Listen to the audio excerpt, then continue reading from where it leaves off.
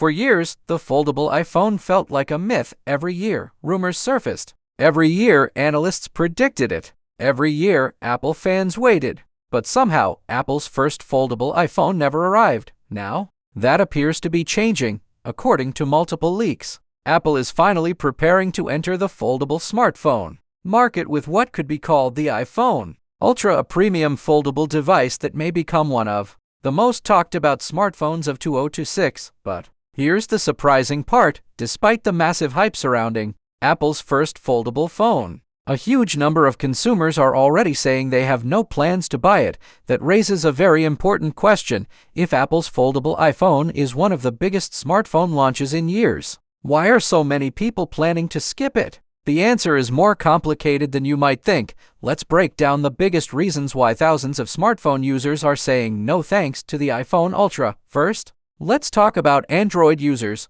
One of the biggest challenges Apple faces isn't the hardware itself, it's convincing Android users to switch ecosystems, according to recent polls and discussions. The largest group of people refusing to buy the iPhone Ultra are Android users who simply don't see a reason to switch, and honestly, that makes sense. Samsung, Google, Honor, OnePlus, Huawei, and other manufacturers have been producing foldable smartphones for years. Many Android users have already experienced foldable technology. They've already used large foldable displays. They've already tested multitasking features. They've already lived with foldable devices in their daily lives. So while Apple's entry into the foldable market is exciting, it doesn't automatically make Android users want to abandon years of apps, services, settings, and ecosystem investments. For many Android fans, Apple's foldable phone isn't revolutionary. It's simply Apple catching up to a trend that Android brands established years ago, and that's a major hurdle for Apple to overcome. The second reason people are refusing to buy the iPhone Ultra is even more obvious: the price. Reports continue to suggest that Apple's first foldable phone could start above $2,000. Let that sink in for a moment. More than $2,000 for a smartphone, even by Apple standards. That's a huge amount of money. At that price point, consumers aren't just comparing the iPhone Ultra to other phones. They're comparing it to laptops.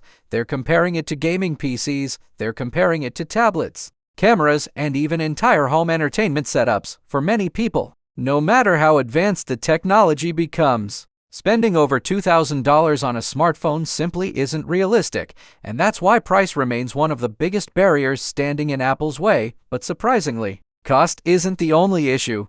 Many consumers simply don't like foldable phones. This may sound strange considering how much attention foldables receive online, but foldable devices remain a niche category compared to traditional smartphones. Some users prefer a normal phone that fits comfortably in their pocket. Others don't need a tablet-like screen, and many feel that foldables add complexity without providing enough benefits for these consumers. Apple's foldable iPhone doesn't solve a problem. Instead, it creates one. They aren't waiting for a foldable iPhone. They're perfectly happy with traditional smartphone designs, and that leads to another major concern: the design itself. Recent leaks suggest Apple may adopt a shorter and wider foldable design similar to some modern foldable devices already on the market. While some users love this form factor, others aren't impressed. Many consumers prefer taller displays, others want a thinner device, and some simply feel the foldable design looks awkward compared to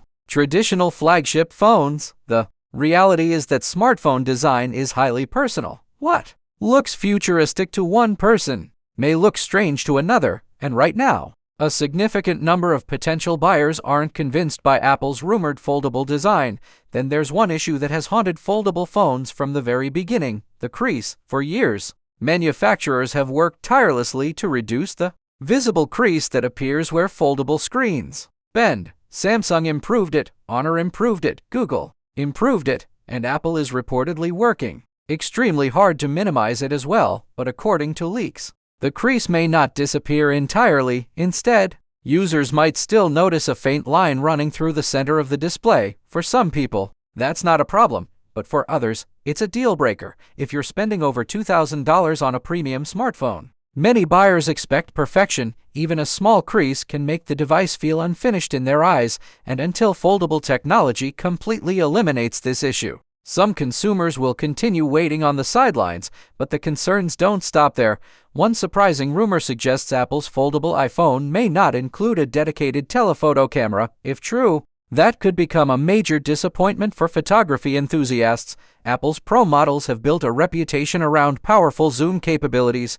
Users have become accustomed to capturing distant subjects, detailed portraits, and professional quality photos. Removing a telephoto lens could feel like a downgrade for some buyers. Imagine paying more than $2,000 and receiving fewer camera features than Apple's traditional Pro models. For many consumers, that's a difficult compromise to accept, and that's exactly why some people say they're willing to skip the first-generation foldable iPhone entirely. Which brings us to perhaps the most important reason of all: it's a first-generation product. History shows that first-generation technology often comes with unexpected challenges. Even Apple, despite its reputation for quality, hasn't always delivered perfect first-generation devices. Early hardware can experience durability concerns, software bugs can appear, battery performance may not meet expectations, and certain features might require future revisions before reaching their full potential. That's why many experienced Apple users have adopted a simple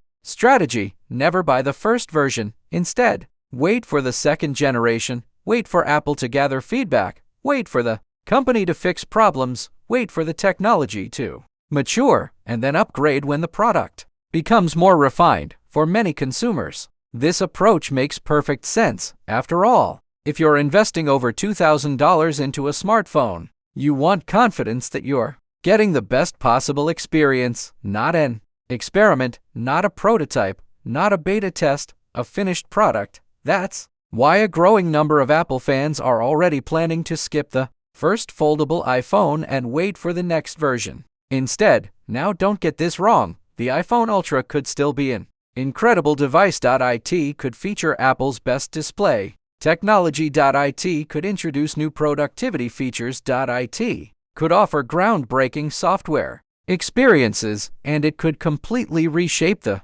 foldable smartphone market. But excitement and purchasing decisions are two very different things. Right now, many consumers are looking at the rumored price, the foldable design, the potential crease, the missing telephoto camera, and the risks associated with first-generation hardware, and deciding that waiting might be the smarter move. So while Apple's foldable iPhone Ultra may dominate headlines and generate enormous attention worldwide, not everyone is ready to join the foldable revolution just yet. The question is, where do you stand? Are you excited enough to spend more than $2,000 on Apple's first foldable iPhone? Or do you think it's smarter to wait for the second-generation model? Let us know your thoughts, and stay tuned for more Apple leaks, foldable iPhone updates, and the latest tech news as we continue following one of the biggest smartphone launches in Apple's history.